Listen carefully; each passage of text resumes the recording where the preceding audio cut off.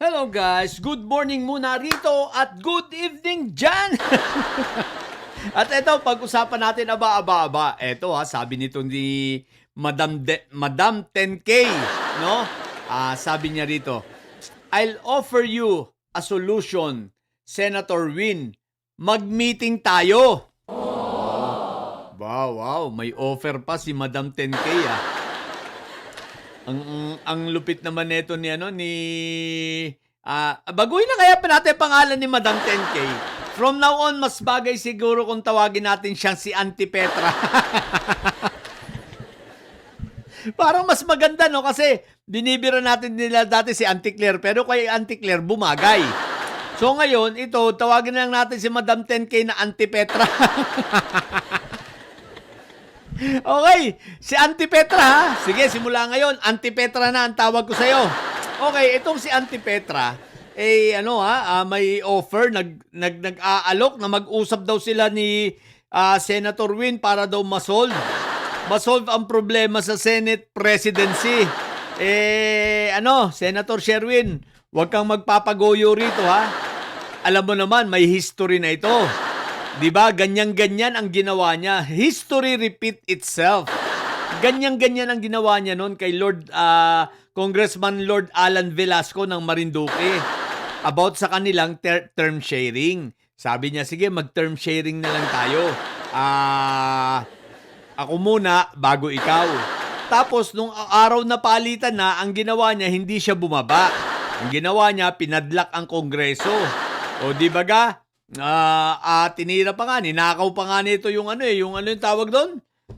Yung kanilang sa symbol, di ba?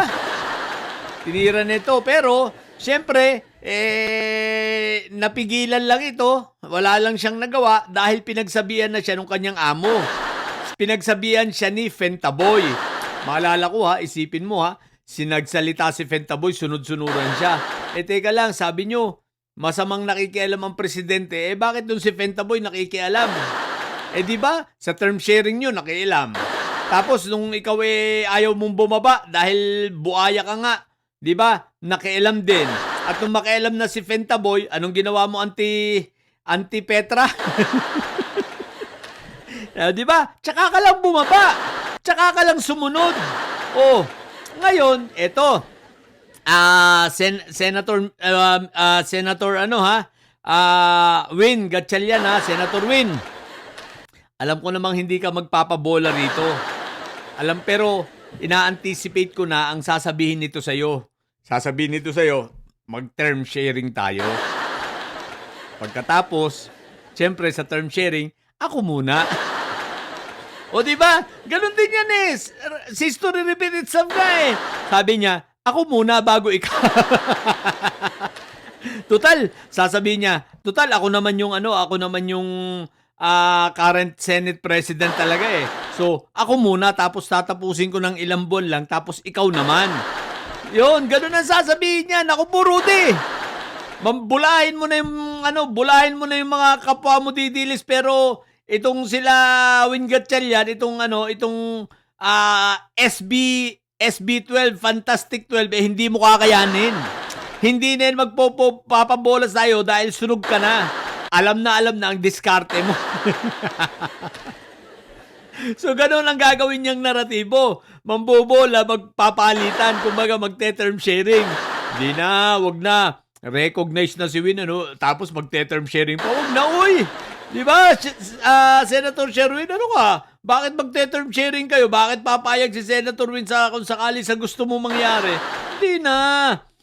Recognize na ng lahat. Recognize ng Pangulo, recognize ng lower house, recognize ng mga academs, recognize ng IBP, recognize ng mga negosyante, recognize ng ng mga under ng mga executive departments. Importante itong sa sa anong pangalan nito?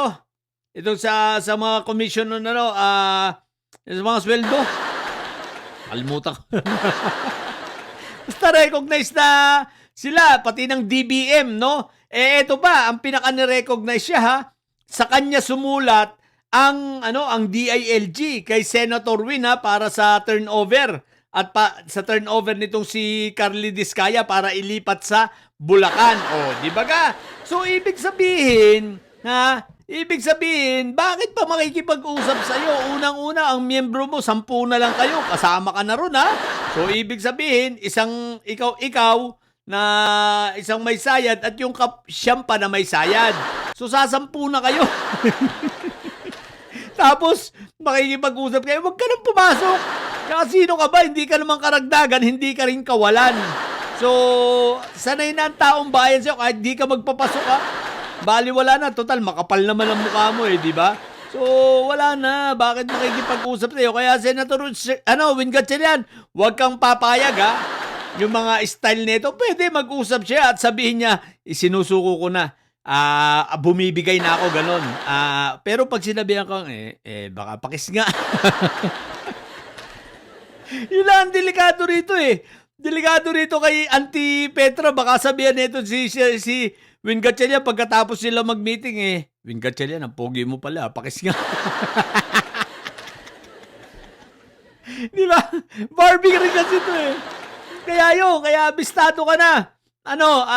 Auntie Petra ha? Madam 10K, Auntie Petra.